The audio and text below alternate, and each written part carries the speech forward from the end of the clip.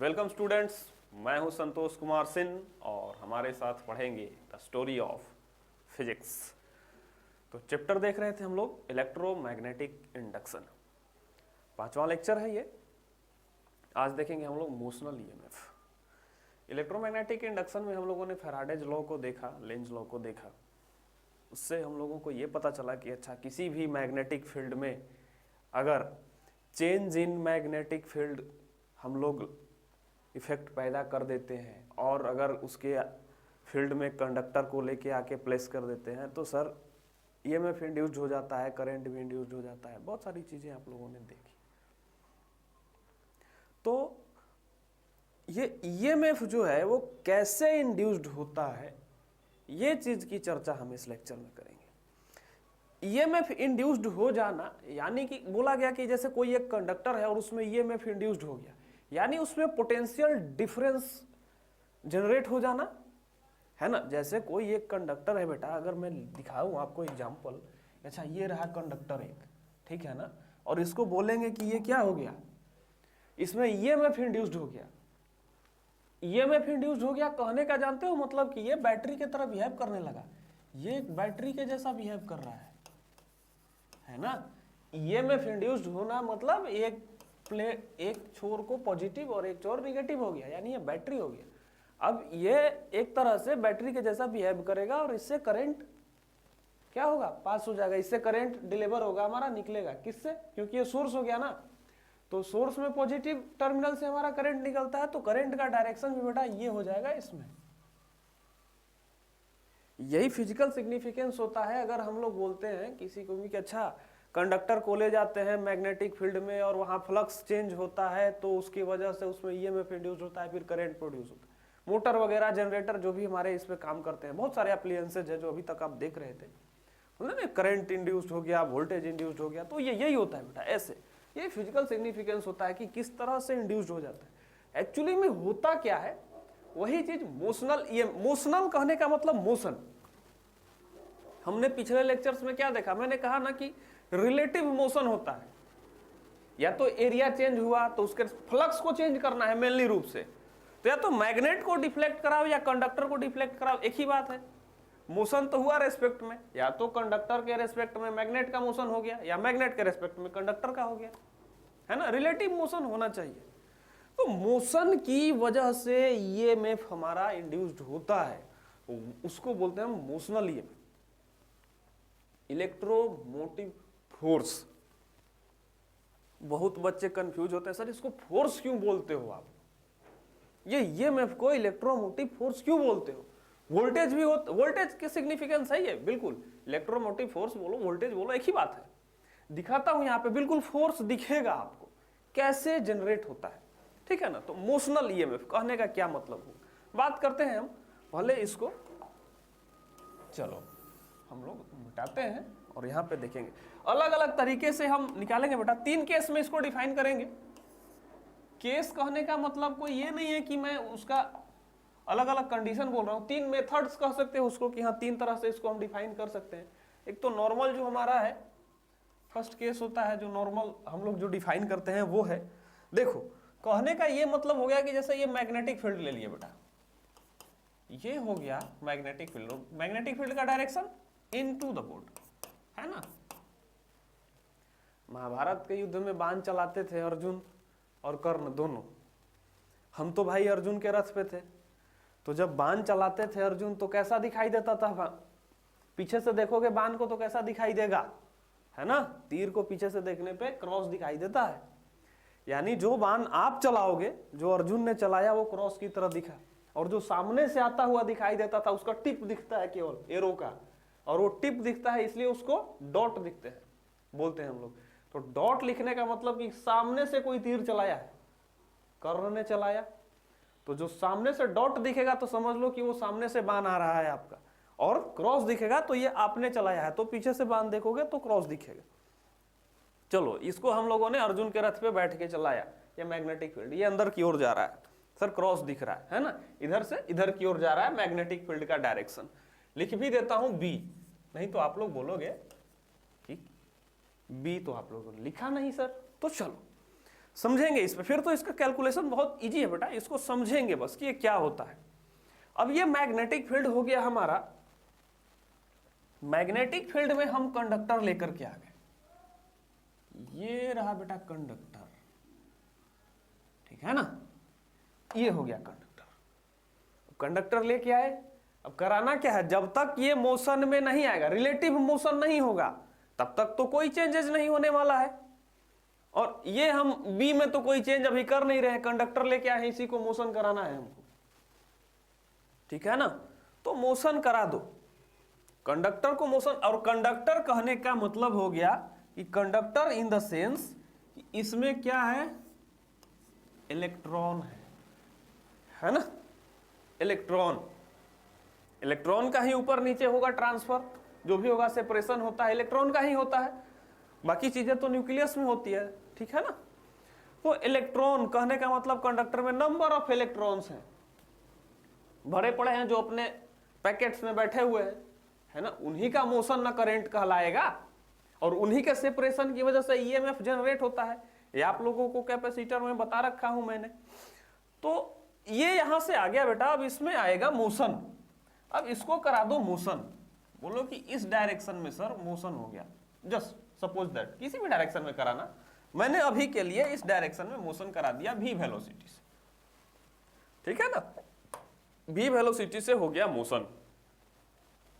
Conductor का length है बेटा l, इस कंडक्टर का जो लेंथ है वो l है, ठीक है ना, l लेंथ का कंडक्टर हो गया हमारा। अब मोशन होगा, इलेक्ट्रॉन का डायरेक्शन, इलेक्ट्रॉन कैसा है बेटा, निगेटिव चार्ज है, तो जब मोशन होगा चार्ज का मैग्नेटिक फील्ड में, तो उस पर मैग्नेटिक फोर्स लगेगा ना, मैग्नेटिक फोर्स लगेगा कि नहीं लगेगा, ये आप लोग पढ़े हो मूविंग चार्जेज एंड मैग्नेटिज्म में। तो निकालने के लिए बहुत सारे रूल, इस तरह से निकालो, इस तरह से निकालो, कुछ भी, ये ज्यादा इजी पड़ जाता है, थोड़ा सा थप्पड़ लगाने के काम आता है ना बच्चों को, इसलिए ये याद होता है, ये वाला सर जल्दी पता चल जाता है हम लोगों को। तो हम लोग जो डिफाइन किए थे, पढ़ते आ रहे थे, किसके लिए, पॉजिटिव चार्जेस के लिए पढ़ते आ रहे थे, और निगेटिव के लिए क्या बोले थे हम, ये जस्ट बेटा अपोजिट मान लेना है, पॉजिटिव का अपोजिट हो जाएगा निगेटिव वाले का डायरेक्शन। तो हम मान लो कि यहां पे अगर पॉजिटिव चार्ज होता तो मैग्नेटिक फोर्स का डायरेक्शन किधर लगता बेटा, अगर पॉजिटिव चार्ज होता तो ये 4 उंगलियां इनटू द बोर्ड, है ना, बांध चलाना है ना उसके रेस्पेक्ट में, तो इसने हमने ऐसे तीर चला दिया, ऐसे ये 4 उंगलियां उधर गई, और ये अंगूठा बेटा वेलोसिटी के डायरेक्शन में, तो ऐसे, तो किधर लगता मैग्नेटिक फोर्स, ऊपर की ओर, किधर लगता ऊपर की ओर, किसके लिए, पॉजिटिव चार्ज के लिए, और पॉजिटिव वाला जस्ट अपोजिट टू निगेटिव होता है। यहां पे निगेटिव चार्ज मोशन कर रहा है, हमारा इलेक्ट्रॉन मोशन कर रहा है, ठीक है ना। तो कहां होगा मैग्नेटिक फोर्स उसका, सर इसके लिए मैग्नेटिक फोर्स जो होगा वो नीचे की ओर लगेगा, Fm। क्या लगेगा, मैग्नेटिक फोर्स जो लगेगा सर वो नीचे की ओर लगेगा बस यही समझना था बेटा, मैग्नेटिक फोर्स लगा नीचे की ओर, समझ गए ना, लेंथ के अलोंग लगा, ऐसे सेपरेशन हो रहा है हमारा, यही तो लेंथ है ना, ऐसे रख दिए हैं तो इसके अलोंग हमारा लगा Fm।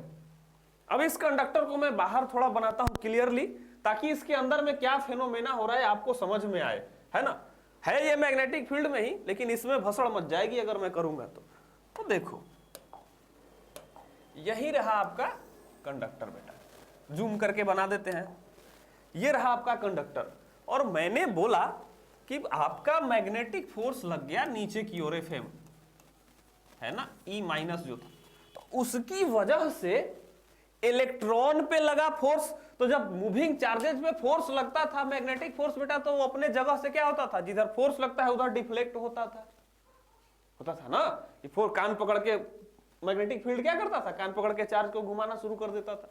तो ये वाला Fm यहां से इलेक्ट्रॉन का कान पकड़ पकड़ के बॉटम में ले जाना शुरू कर देगा, क्योंकि फोर्स लग रहा है।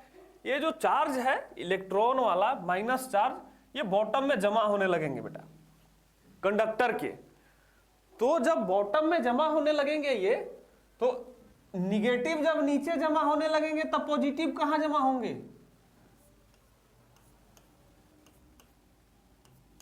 क्योंकि पॉजिटिव चार्जेस के लिए कहां लगा फोर्स? ऊपर की ओर, इसके लिए नीचे की ओर। तो ऑलरेडी है नीचे, यहां पे इलेक्ट्रॉन था ना हमारा, तो इलेक्ट्रॉन को जब नीचे लेते चले आ जाओगे, यहां से निकाल निकाल के इलेक्ट्रॉन अगर एक प्लेट पे जमा हो जाएगा तो यहां पे फिर क्या बच जाएगा? पॉजिटिव। तो पॉजिटिव बचेगा तो क्या करेगा? निगेटिव के अपोजिट ही जाएगा ना, अपोजिट जाएगा। क्यों? क्योंकि मैग्नेटिक फील्ड में, अब बहुत बच्चे बोलेंगे कि सर निगेटिव पॉजिटिव में अट्रैक्शन तो हो जाएगा, है ना? तो अट्रैक्टेड ही तो था बेटा यहाँ पे ना, पहले से कहां कुछ दिख रहा है? चार्जेस दिख रहा है। जब मैग्नेटिक फील्ड में डाले और इसको भी वेलोसिटी से मूव करा दिए, उसके बाद फोर्स लगा और जबरदस्ती इनका सेपरेशन करवाया। किसकी वजह से सेपरेशन हुआ? इस एफएम की वजह से। इसने कहा कि तुम नीचे चलो, उसकी वजह से पॉजिटिव चार्ज ऊपर गया। समझ गए ना? अब ये बेटा ऐसे बना, तो पॉजिटिव चार्ज ऊपर जब चला गया तो उसकी वजह से इलेक्ट्रिक फील्ड भी होगा बेटा, इलेक्ट्रिक फील्ड भी जनरेट होगा। पहले तो फोर्स लगेगा। देखो जब ऐसा हो गया ना, ये जब सेपरेशन हो जाता है पॉजिटिव चार्जेज और निगेटिव चार्जेज का, तो कुछ हद तक बैटरी अभी से ही आपको दिख रहा होगा कि सर एक प्लेट पे पॉजिटिव एक पे निगेटिव शो होता है बैटरी में, यहां भी कुछ इसी तरह का सेपरेशन दिख रहा है। तो जब ऐसा सेपरेशन हो जाता है बेटा, तो इलेक्ट्रिक फील्ड बनता है direction of positive to negative, ये इलेक्ट्रिक फील्ड बनता है, ठीक है ना? और वो इलेक्ट्रिक फील्ड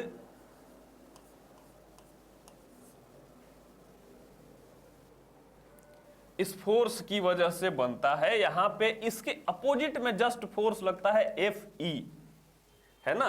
इसके अपोजिट में जस्ट फोर्स लगता है Fe। ये जानते हो क्यों लगता है?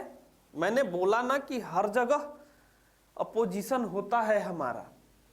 एक लिमिट तक ही ये वाला फोर्स इलेक्ट्रॉन को नीचे लेके आएगा, एक लिमिट तक ही सेपरेशन होगा, एक लिमिट तक ही ये इलेक्ट्रिक फील्ड जनरेट होगी। ऐसा नहीं है कि इनफाइनाइट होने लगेगा। अगर हमने कंडक्टर ये रहा मैग्नेटिक फील्ड में से पुश करके छोड़ दिया तो कहीं तो जाके रुकेगा ना, कहीं तो जाके रुकेगा। अब तुम बोलोगे कि हम कंटिन्यूअसली सर घुमाते ही रहेंगे, उस पर भी हम आएंगे, उस कंडीशन पे हम चर्चा करेंगे कि कंटिन्यूअसली घुमाते रहेंगे।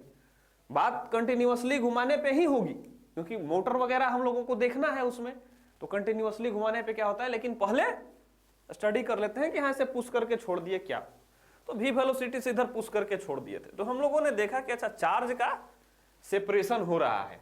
तो जब चार्ज का सेपरेशन हो रहा है, देखें कि अच्छा ये जो है मैग्नेटिक फोर्स नीचे की ओर लग रहा है सर, इलेक्ट्रिक फोर्स ऊपर की ओर लग रहा है हमारा, और उसकी वजह से क्या हो रहा है? इलेक्ट्रिक फील्ड सर जनरेट हो रहा है, E, इलेक्ट्रिक फील्ड जनरेट हो रहा है। तो देखो इसके फिजिकल सिग्निफिकेंस पे बात करेंगे। सबसे पहले जो FM है, ये FM ये कितना होगा यहाँ पे जो जनरेट हुआ, ये आप लोगों को याद होगा।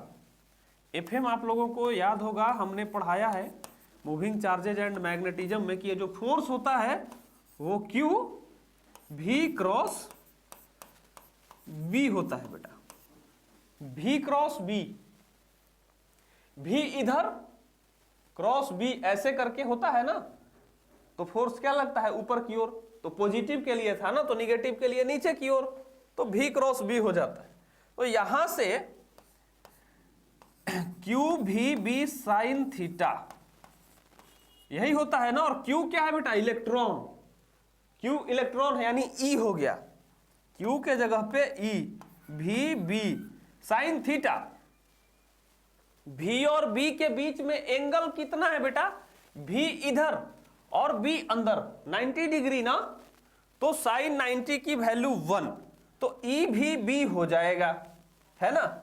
और इसमें जो है हमारा B भी और L, ये रहा L ऊपर की ओर, V इधर और B इधर, वो आपस में क्या है? म्यूचुअली परपेंडिकुलर है। पहले लिख लेते हैं हम, यहाँ पे जो B है, B का डायरेक्शन अंदर की ओर, V का डायरेक्शन इधर की ओर, L है जो हमारा इस तरह से है, तो तीनों क्या है एक दूसरे से ऐसे हैं सर, म्यूचुअली परपेंडिकुलर है इस तरह से। देखो ये हो गया B, ये L और ये नहीं कि मैं लेफ्ट हैंड रूल बता रहा हूं, मैं सिर्फ समझा रहा हूं कि म्यूचुअली कैसे है। ये वाला उंगली B अंदर की ओर जा रहा है, ये वाला V वेलोसिटी है और ये L हो गया हमारा, है ना। होता भी कुछ इसी तरह का है वो वाला भी। तो तीनों म्यूचुअली परपेंडिकुलर है, तो लिख सकते हो कि B, V and L are mutually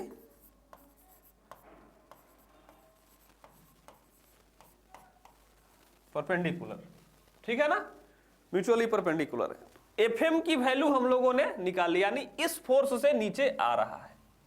अब हमने बोला कि एक वक्त आएगा कि इसका मूवमेंट रुकेगा, ऐसा तो नहीं कि ये इनफाइनाइट सोर्स बनते चला जाएगा। एक टाइम पे आएगा कि हाँ कुछ पॉजिटिव ऊपर और कुछ निगेटिव नीचे, और उसके बाद ये रुक जाएंगे इस फील्ड में, सेपरेशन इसका रुक जाएगा, है ना, सेपरेशन रुक जाएगा। क्यों? इक्विलिब्रियम को अटेंड करेगा वो। कैसे? देखो पहले इसका हम लिखते हैं कि अच्छा एफ ई जो है, स्टेटमेंट लिखेंगे फिर समझेंगे। एफ ई जो है हमारा क्या होता है, क्यू इंटू ई, क्यू इंटू ई होता है ना, और यहां पे इलेक्ट्रॉन है तो ई इंटू ई होगा, ई इंटू ई होगा, ठीक है। तो देखो लिखेंगे स्टेटमेंट में, with time more and more, समय के साथ, देखो क्या होता है, with time more and more electron E minus rich bottom, क्या होगा, रिचेस बॉटम, बॉटम में पहुंचेगा समय के साथ, है ना। जितना ज्यादा टाइम तक रहेगा उतना ही ज्यादा इलेक्ट्रॉन बॉटम में पहुंचेगा, यही कहने का मतलब है। इस वाले फिजिकल सिग्निफिकेंस पे मैं आता हूं, कहां पे जाके बराबर होगा, ठीक है ना। Reaches bottom of conductor,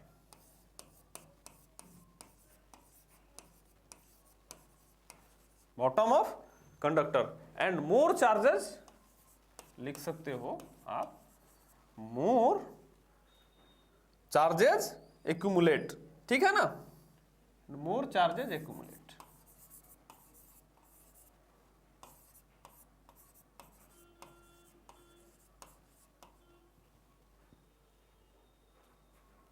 A double C U हो जाता है, सॉरी।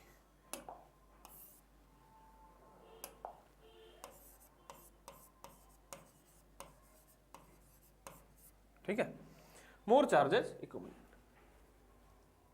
तो देखो हमारा जैसे जैसे पॉजिटिव निगेटिव हो जाएगा, अगर ऐसा बनेगा तो इलेक्ट्रिक फील्ड डेवलप होना शुरू हो जाता है बेटा। जहां पे इस तरह का सेपरेशन बनता है वहां पे इलेक्ट्रिक फील्ड बनना शुरू हो जाता है, और जैसे जितने टाइम तक ये रहेगा उतना ज्यादा इलेक्ट्रॉन नीचे तो उतना ज्यादा पॉजिटिव ऊपर, और जितना ज्यादा इसमें सेपरेशन होते जाएगा उतना ही बड़ा ये इलेक्ट्रिक फील्ड होते जाएगा। यानी जितना ज्यादा टाइम तक रहेगा उतना ज्यादा इलेक्ट्रॉन बॉटम में जमा होते जाएगा, उतना ही चार्जेज एक्यूमुलेट होगा इसमें। तो उसकी वजह से क्या हो जाएगा, ई विल इंक्रीज,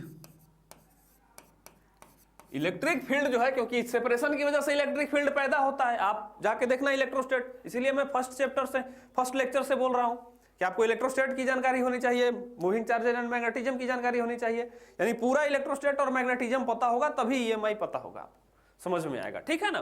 तो ये इसकी वजह से, सेपरेशन की वजह से ये ई डेवलप होता है हमारा। तो जब ये सेपरेशन इंक्रीज हो जाएगा, यानी चार्जेस ज्यादा एक्यूमुलेट होंगे, तो ई भी इंक्रीज हो जाएगा। तो लिख सकते हो आप, ई विल इंक्रीज। अब ई विल इंक्रीज, और इस ई की वजह से ये एफ ही आ रहा है बेटा। ई की वजह से क्या आ रहा है, एफ ई, कंडक्टर के अंदर में फोर्स जनरेट हो रहा है इसी ई की वजह से।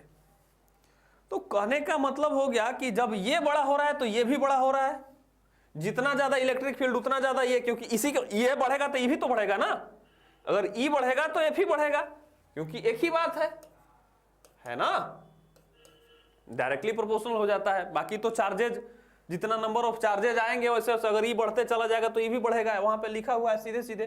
तो आपको पता चलेगा कि सर ये Fe जो है ना, Fe विल ऑल्सो इंक्रीज,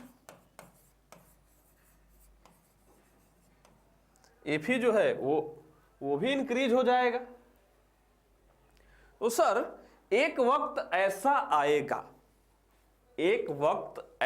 आएगा कि जब ये वाला फोर्स E भी B वाला फोर्स E बढ़ते बढ़ते इतना बढ़ जाएगा कि यहां पे ये वाला फोर्स सर ये वाले फोर्स के बराबर हो जाएगा। ये जो फोर्स लग रहा है वो तो इस V वेलोसिटी और B के कारण लग रहा है, इसका तो इससे कोई रिलेशन नहीं है इस चार्जेस से। किसकी वजह से लग रहा है? V वेलोसिटी और B, इसकी वजह से लग रहा है। देखो, और इस Fm की वजह से ना यहां पे सेपरेशन हो रहा है, और जितना ज्यादा सेपरेशन हो रहा है उतना ही इलेक्ट्रिक फील्ड बन रहा है, और उसी इलेक्ट्रिक फील्ड की वजह से ये Fe बन रहा है। तो एक वक्त ऐसा आएगा कि बढ़ते बढ़ते ये Fm ये Fe के बराबर हो जाएगा, Fe उसको Fm को पहुंच जाएगा बढ़ते बढ़ते। तो जब ऐसा सिचुएशन आ जाएगा व्हेन मैग्नीट्यूड, क्योंकि बेटा डायरेक्शन तो अलग अलग है, तो Fe is equal to Fm। अगर ऐसा सिचुएशन आता है कि ये दोनों, क्योंकि एक टाइम पे तो आना ही आना है, एक वक्त ऐसा आएगा कि दोनों बराबर हो जाएगा। तो जब दोनों बराबर हो जाएगा ठीक है ना, तो उसको आप ऐसा बोल सकते हो कि E विल बी, सबसे पहले तो स्टेटमेंट में लिख सकते हो कि E will be in equilibrium, ठीक है ना, शॉर्ट में मैंने इक्विलिब्रियम को लिख दिया, इक्विलिब्रियम, या इसी को बोलते हैं बेटा स्टेडी स्टेट, है ना। अब मतलब सेपरेशन नहीं होगा, जब ऐसा होगा तो ये स्टेडी स्टेट में आ जाएगा, अब सेपरेशन नहीं होगा। ये जो E है ये इक्विलिब्रियम को मेंटेन कर लेगा ना, अब ना तो नीचे चार्ज जा रहा है ना पॉजिटिव ऊपर जा रहा है, वहां पे अब स्टेडी स्टेट पे आ गया, अभी जितना उसको सेपरेट होना था उतना हो गया, यानी ये कंडक्टर अपना मैक्सिमम वैल्यू अटेंड कर चुका, अब इससे ज्यादा ईएमएफ इंड्यूस्ड नहीं होगा, ठीक है ना। आते हैं ईएमएफ पे, आते हैं क्या ईएमएफ इंड्यूस्ड का क्या कहने का मतलब हो गया हमारा। अब आप देखो ये Fe is equal to Fm हो गया सर, तो Fe कितना है हमारा E इंटू E, Fm कितना है E भी B। तो सर जब दोनों बराबर हो जाएंगे तो आप इसको छाप लो, मैं स्लाइड ऊपर थोड़ा करता हूं ताकि आपको यहीं पे समझा सकूं, वीडियो पॉज करके छाप लेना इसको, चलो थोड़ा ऊपर करते हैं। चलिए, तो ये दोनों जब बराबर हो जाएंगे सर तो यहां पे लिखना शुरू करते हैं हम। Fe जो है वो क्या था, E इंटू E है सर, और ये है क्या E भी B, यही है ना। तो E से E कैंसिल हो जाएगा यहां पे, दोनों क्योंकि इलेक्ट्रॉन ही है तो खत्म हो जाएगा, तो sir E equal to V into B होगा sir, E equal to V into B होगा। तो सर यहां से एक चीज तो ये आ गया कि इलेक्ट्रिक फील्ड, अच्छा V वेलोसिटी और इंटू B ये आ रहा है सर, लेकिन अभी भी इंड्यूस्ड ईएमएफ नहीं आया। वोल्टेज तो बताओ कि कितना वोल्टेज होगा। अब एक चीज आपको और पता है बेटा वोल्टेज का इलेक्ट्रोस्टेट से, जितना लंबा हमारा कंडक्टर क्या है, सबसे पहले तो देखो ये रहा कंडक्टर ना, ये कंडक्टर है, इसकी लंबाई कितनी है L है ना, इसकी लंबाई कितनी है L, और इसमें इलेक्ट्रिक फील्ड कितना बन रहा है बेटा E बन रहा है, इलेक्ट्रिक फील्ड कितना बन रहा है E इलेक्ट्रिक फील्ड बन रहा है। तो वोल्टेज कितना होता है, इलेक्ट्रिक फील्ड और इस लेंथ के रिलेशन में कुछ होता है उसका फॉर्मूला, अगर आप भूल गए हो तो मैं याद दिला देता हूं कि जो वोल्टेज जिसको लिखते हो डेल्टा भी, एक्चुअली में पोटेंशियल का डिफरेंस होता है, वो डेल्टा भी होता है, V1 माइनस V2 जो भी आप मानो पोटेंशियल्स किसी दो इंड का और उनका डिफरेंस, तो वो डेल्टा भी लिख सकते हो आप। तो डेल्टा भी जो होता है ऐसे केस में, इस वाले केस में होता है जो बेटा वो बोलते हैं E into L। Total electric field into length, कितने लेंथ पे बना और कितना हमारा इलेक्ट्रिक फील्ड बना। तो अब आपको क्या है, यहां से E की वैल्यू पता है ना, तो E की वैल्यू जब पता है तो आप लिख सकते हो BVL, यहां पे क्या लिख सकते हो BVL डेल्टा V, यही हो गया वोल्टेज इस कंडक्टर में आपका, ठीक है ना, ये हो गया वोल्टेज इस कंडक्टर में। और ये बिहेव कैसा करेगा, तो ये बिहेव करेगा बेटा एक बैटरी के तरह। इसका इक्विवेलेंट अगर मैं बनाऊं तो इसका इक्विवेलेंट बनेगा ऐसा, ठीक है ना, ये पॉजिटिव प्लेट ये निगेटिव प्लेट, और इसमें जो ये है ईएमएफ जो डेवलप हुआ E, यही हुआ हमारा, सॉरी मैं डेल्टा E लिख दिया, इसको डेल्टा V लिखना है। इसी डेल्टा V को ईएमएफ बोलते हैं। ये इतना पोटेंशियल डिफरेंस जनरेट हुआ और इस तरह से बैटरी हुई, है ना। डायरेक्शन पता चला कि किधर पॉजिटिव एक्यूमुलेट हुआ था और किधर निगेटिव एक्यूमुलेट हुआ था, वैसे हम लोग डिसाइड किया। ऊपर में पॉजिटिव प्लेट, नीचे में क्या है निगेटिव प्लेट, वो इस फोर्स के डायरेक्शन से पता चला। तो बैटरी हमको पता चल गई कि अच्छा ऐसी बैटरी बनेगी, और जब ऐसी बैटरी बनेगी तो ये सोर्स बनेगा और जो करंट होगा उसका डायरेक्शन बेटा क्या होगा, इधर की ओर होगा, और डायरेक्शन होगा जो ऊपर की ओर होगा।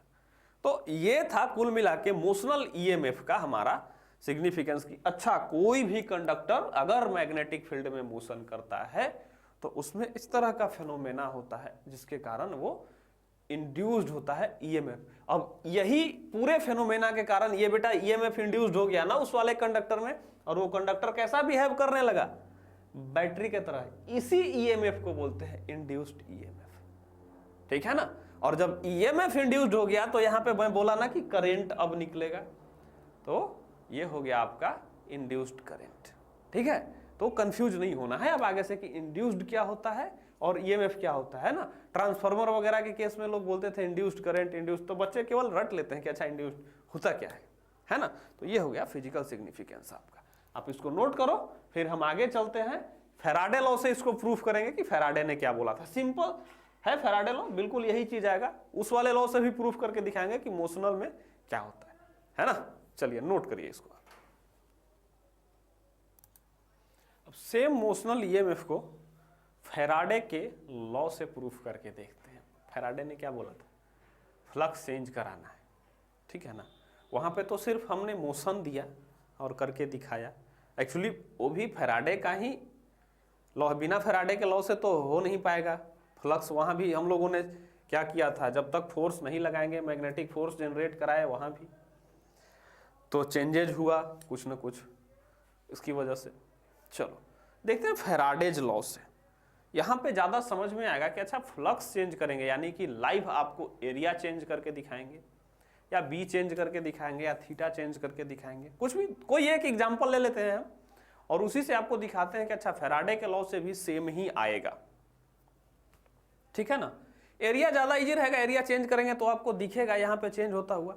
अदरवाइज बाकी चीजें तो इमेजिन करा देते हैं। मान लो कि बी बढ़ रहा है, तो बी बढ़ रहा है मान लो, है ना, रोटेट कर रहा है तो मान लो, थोड़ी ना बोर्ड पे रोटेट कर, लेकिन एरिया बढ़ता घटता हम आपको दिखा सकते हैं, है ना। इधर से यहाँ तक चला गया, हो सकता है पिस्टन यहाँ तक चला गया।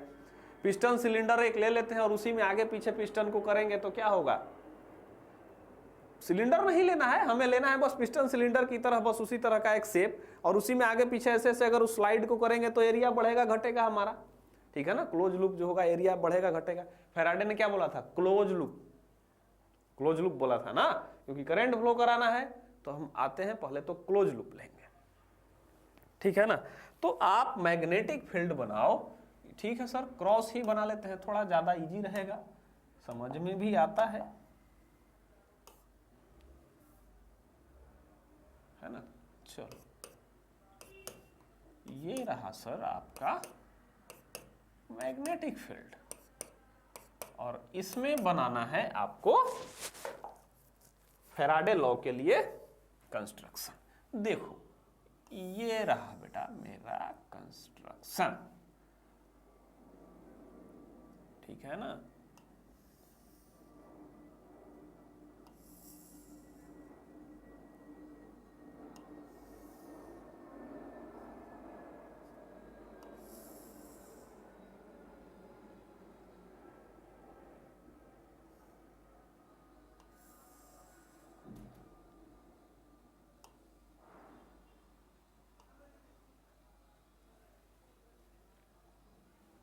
ठीक है, ये इस तरह का हो गया कंस्ट्रक्शन।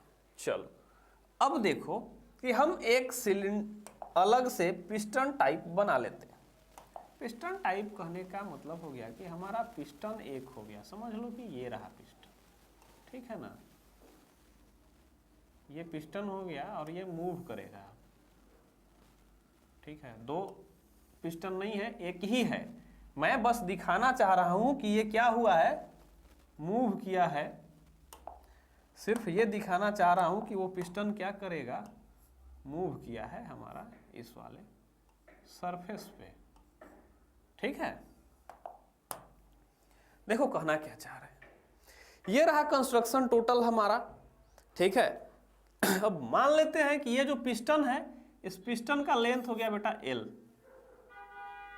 ठीक है ना, पिस्टन का लेंथ हो गया L। अब देखो ये एक एरिया है, क्लोज एरिया कंडक्टर का, कंडक्टिंग मीडियम है, तो ये एक क्लोज एरिया हो गया कंडक्टिंग का। तो फैराडे ने बोला, ये तो B हो गया। चलो फैराडे ने बोला कि अगर आप एरिया चेंज कराओगे तो फ्लक्स चेंज होगा, तो इसका एरिया चेंज कराना है तो ये एकदम बिल्कुल फ्रिक्शनलेस हमारा मूवेबल है। अगर इसको बेटा dx डिस्टेंस पे इधर खिसका दें, dx डिस्टेंस थोड़ा इधर कर दे, तो एरिया बढ़ जाएगा कि नहीं, बढ़ेगा या घटेगा, जो भी चेंज हुआ कि नहीं हुआ एरिया। अब एरिया ये वाला हो गया, तो आप लोग इतने मैथमेटिक्स तो जानते हो कि देख के लग रहा है कि हाँ सर एरिया चेंज हो गया, तो कायदे से ईएमएफ इंड्यूस्ड होना चाहिए, करंट फ्लो होना चाहिए, क्योंकि फैराडे ने ऐसे बोला था। तो देखते हैं कि क्या हुआ है कि सर आपने बढ़ाया, बोले हाँ हमने तो बढ़ाया, माना कि v वेलोसिटी से हमने बढ़ाया, v वेलोसिटी से इसको बढ़ा दी, क्योंकि v वेलोसिटी पता होना चाहिए किस वेलोसिटी से, समझ गए ना। क्योंकि आगे आके कंडीशन बहुत सारे आएंगे कि वेलोसिटी कांस्टेंट वेलोसिटी से आगे बढ़ाना है, इसलिए वेलोसिटी का यूज होगा। अभी के लिए बस ये जानो कि v वेलोसिटी से हमने इसको थोड़ा सा सरका दिया आगे ना, तो खिसक यार थोड़ा आगे एरिया बढ़ जाएगा अपना, तो इसको पिस्टन को पकड़ के ऐसे हल्का सा ऐसे स्लाइड करा दिए। अब एरिया में हो गया चेंज। तो सबसे पहले स्टेटमेंट लिखेंगे इसका कि लेट इन टाइम, देखो छोटू सा एरिया बढ़ाए हैं, बस dx, छोटू सा एरिया है, dx डिस्टेंस ट्रेवल किया है, छोटे से टाइम में हुआ होगा, है ना, जब डिस्टेंस छोटू तो टाइम भी छोटू, है ना। तो ठीक है हमारा कि लेट इन टाइम dt, यानी छोटू टाइम में रॉड मूव्स, ये जो रॉड है इसको मूव करा रहे हैं, छोटू टाइम में क्या किए, रॉड को मूव करा दिया, रॉड हमारा मूव कर गया, कितना मूव किया, थ्रू dx, ठीक है ना, थ्रू dx, छोटू से टाइम में छोटू सा डिस्टेंस ट्रेवल कर गया। चलो सर इतना ट्रेवल किया है dx, तो चेंज इन एरिया बेटा, dx हो गया ना, अब चेंज इन एरिया, एरिया में कितना चेंज हुआ, पहले से क्या था मुझे कोई फर्क नहीं पड़ता है, चेंज इन कितना हुआ, है ना, कितना बढ़ रहा है घट रहा है, बढ़ रहा है कि नहीं या घट रहा है कि नहीं, बस उसी से हमको मतलब है। तो हमने बोला कि चेंज इन एरिया, कितना चेंज हुआ,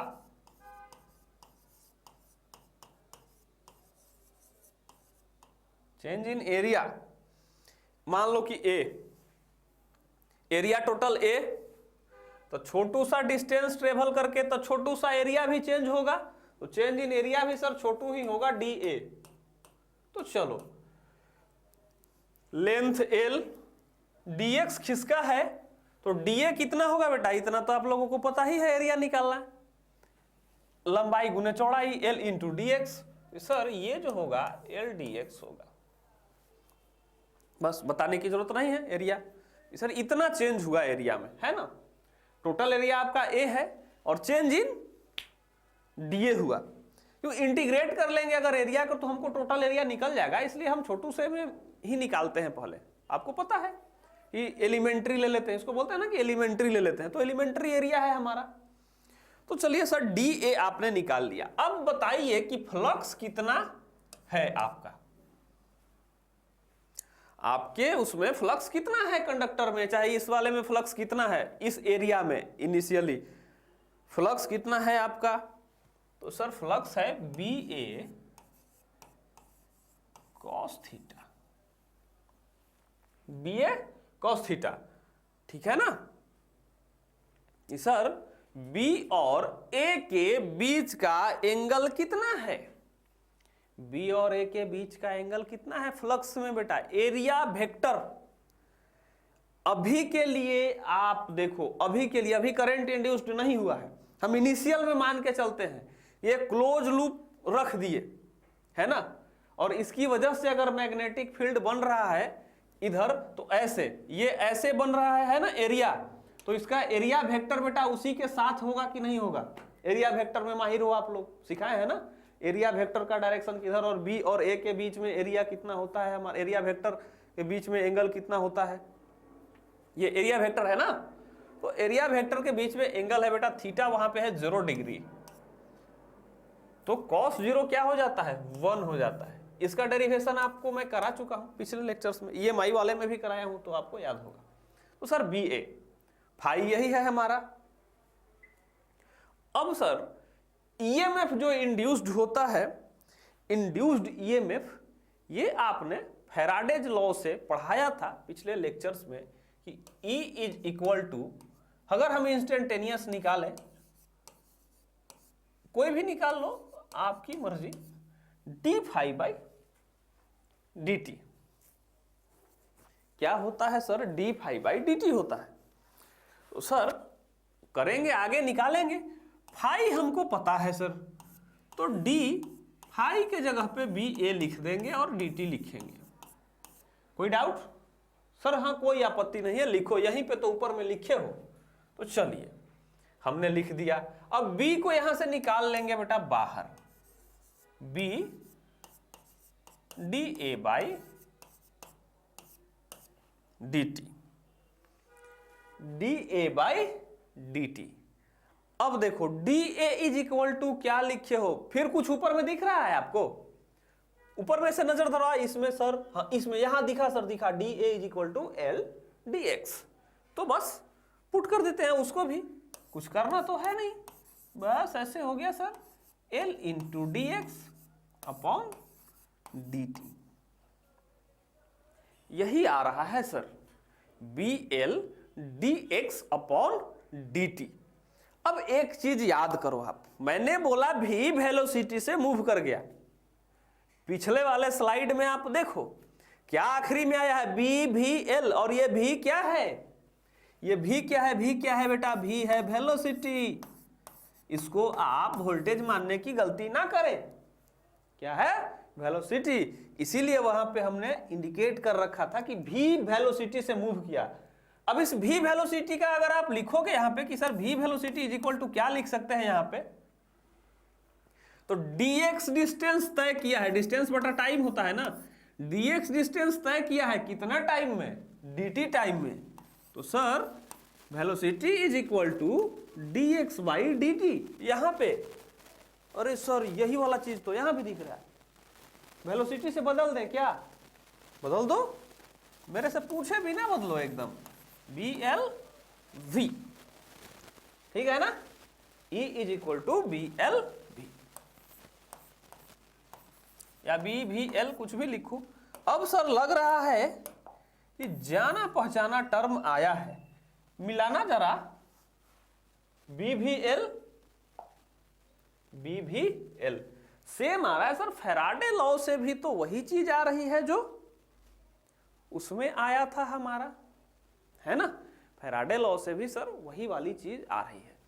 और फैराडे ने क्या बोला था कि कॉज का अपोज करेगा, कॉज का अपोज करेगा, और यहां पे करंट का डायरेक्शन आप लोगों को बताने की जरूरत नहीं है, लेंज लॉ में प्रैक्टिस कर चुके हो आप, है ना। पिछले लेक्चर्स में लेंज लॉ में मैंने क्या सिखाया कि सर ये अंदर की ओर जा रहा है, इस कंडक्टर में जो इंड्यूस्ड होगा करंट, एक तो करंट होगा आई हमारा, उसकी वजह से जो मैग्नेटिक फील्ड बन रहा है, जो इंड्यूस्ड करंट होगा, जो आई डैश हम लोग लिखते हैं, वो आगे क्लियर कर दूंगा मैं आगे के लेक्चर्स में, आई डैश क्यों लिख रहे हैं हम। तो वो बेटा बाहर की ओर निकलना चाहेगा, क्योंकि अगर इधर करंट ऐसे सर्कुलर मूव करेगा तो मैग्नेटिक फील्ड का डायरेक्शन अंदर, तो सपोर्ट करेगा। लेकिन लेंज लॉ से क्या है, कॉज का अपोज करना है, यानी ये बी अगर अंदर की ओर है तो इस बार इसका अपोज करेगा और कर्ण की तरफ से बाण चलाया जाएगा। इंड्यूस्ड जो होगा अब इधर की ओर आएगा, तो इधर की ओर के लिए करंट बेटा इस डायरेक्शन में, यानी जो करंट होगा वो इस वाले डायरेक्शन में सर करंट फ्लो करेगा, ऐसे फ्लो करेगा। तो ये वाला रॉड जो स्लाइड हो रहा है, ये वाला रॉड जो स्लाइड हो रहा है, इसी में ना इंड्यूस्ड होगा वोल्टेज या करंट, क्योंकि मोशन में तो यही है। तो सर ये एक तरह से बैटरी के जैसा बिहेव करेगा ये वाला, और ये बैटरी के जैसा बिहेव करेगा सर। तो करंट का डायरेक्शन ऊपर की ओर है, तो पॉजिटिव टर्मिनल से करंट को निकलता हुआ दिखाया जाता है सर, यानी ऊपर की ओर पॉजिटिव होगा और नीचे ये निगेटिव होगा, और ये ई होगा सर। फैराडे लॉ से भी हमारा सेम आ रहा है मोशनल ईएमएफ, ठीक है ना। तो ये होगा आपका कैलकुलेशन, आप इसे छापो। एक छोटा सा न्यूमेरिकल इस पे मैं करा देता हूं इसी में, ताकि आप लोगों को कॉन्सेप्ट एकदम क्लियर हो जाए। इसे छापो, मैं हल्का स्लाइड करूंगा, बस ज्यादा नहीं, थोड़ा सा स्लाइड करूंगा, ऊपर का जंक्शन स्लाइड होगा बस, ठीक है। क्वेश्चन है, देखो आप, ये रहा मैग्नेटिक फील्ड है बेटा, क्रॉस क्रॉस मान लो इस तरह से मैग्नेटिक फील्ड है। ज्यादा डेंस बना नहीं रहा हूं क्योंकि बीच में फिगर भी बनाना है हमको। और ये रहा आपका एक्सटर्नल वायर है, ये जो है यहां पे रेजिस्टेंस है, मान लिया जाए कि इस वाले का रेजिस्टेंस है एक्सटर्नल रेजिस्टेंस, ठीक है ना, 5 ओम। जिसपे स्लाइड करा रहा हो इसका रेजिस्टेंस भी तो कुछ और, मान लो कि 5 ओम हो गया, ठीक है ना। और ये रहा ऐसे, और इस पे है आपका ये पिस्टन सिलेंडर, सिलेंडर नहीं है, बार बार मेरे मुंह से सिलेंडर आ जा रहा है क्योंकि सिलेंडर ही यूज करते हैं हम लोग। पिस्टन टाइप है, ये आगे पीछे हो रहा है, स्लाइड हो रहा है। अगर मान लो कि ये 4 मीटर पर सेकेंड से स्लाइड हो रहा है बेटा, वेलोसिटी दे दिया मैंने, ठीक है ना। और जो लेंथ है इसका वो 2 मीटर है, लेंथ है जो 2 मीटर है। अब बी की जो वैल्यू है, बी की वैल्यू है 0.5 टेस्ला।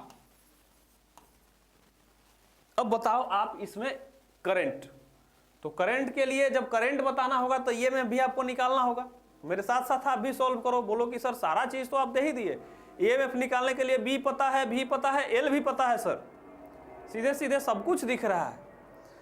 अगर हम ईएमएफ इसमें निकालें सर, ये निकालें तो B is equal to 0.5 into भी इक्वल टू 4 मीटर पर सेकेंड, और एल जो है वो 2 मीटर। कितना आएगा सर, ये 4 वोल्ट आएगा, 4 वोल्ट के पास आएगा, है ना। 4 दूनी 8 और 0.5, 4 वोल्ट, ठीक है। बाकी सबसे पहले आप क्वेश्चन सॉल्व करने में आप यूनिट देख लेना, ऐसा यूनिट्स वगैरह कौन सा है। अगर कोई यूनिट इधर उधर है तो आप उसको सेम यूनिट में ले आना, एक ही सिस्टम में लेके आना, पहले बेहतर होगा आप ऐसा ही सिस्टम में सारी चीजें सॉल्व करें। यहाँ तो मैं आप लोगों की सुविधा के लिए कर देता हूँ ऐसा ही सिस्टम में। क्वेश्चंस में जेई और नीट में ऐसा आ जाता है, ठीक है ना, वो फंसाता है। बच्चे बोलते हैं सर सही तो करके आए थे, सही करके आए थे लेकिन यूनिट देखे थे, तो वहाँ पे मिस्टेक होता है। इसलिए पहले लिखना गिवन डाटा, और गिवन डाटा में देखना कौन कौन सा दिया हुआ है टर्म और क्या निकालना है, ठीक है ना। और गिवन डाटा में आपको पता चल जाएगा कि अच्छा ये इसमें, ये इसमें, ये इसमें, तो उसमें सबसे पहले ऐसा ही सिस्टम में कन्वर्ट कर लेना, फिर उसको फाइंड कर लेना, इजिली निकल जाता है बेटा। तो ई निकल गया। अब इसका जो इक्विवेलेंट डायग्राम बनेगा वो सर कुछ इस तरह बनेगा। ई की वैल्यू है 4 वोल्ट, यही ना आया, इसके जगह पे 4 वोल्ट, और ये सर 5 ओम। अब इसमें करंट फ्लो करेगा सर ये वाला। अब इस करंट की वैल्यू आप लिखोगे तो सर 4 वोल्ट बटे 5 ओम कितना हो जाएगा हमारा, 0.8 एम्पियर होगा सर, ठीक है ना। धीरे धीरे इलेक्ट्रिसिटी की खुशबू आ रही होगी आपको इस वाले मैकेनिकल डायग्राम से, है ना। इस मैकेनिकल वाले को इलेक्ट्रिकल में बदल दिए ना, बस इसी तरह से बेटा मोटर जनरेटर काम करता है, और हमको यहाँ पे करंट मिल जाता है। ऐसा कुछ कराते हैं और यहाँ पे करंट मिल जाता है, ठीक है ना। फैराडे लॉ से होता है हमारा। तो आप इसको नोट करो, फिर हम अगले लेक्चर में मिलते हैं कुछ डिफरेंट टर्म के साथ। तीसरा और जनरलाइज केस डिफरेंस उसमें डिस्कस करेंगे हम। एक नॉर्मली जनरलाइज्ड केस और नंबर ऑफ क्वेश्चंस उसमें करेंगे 3-4, ताकि हमें क्लियर हो जाए। तब तक के लिए इन्हीं भूली बिसरी यादों के साथ हम आपसे विदा लेते हैं। मिलते हैं फिर अगले चैप्टर में नई कहानी के साथ। Bye bye, sayonara.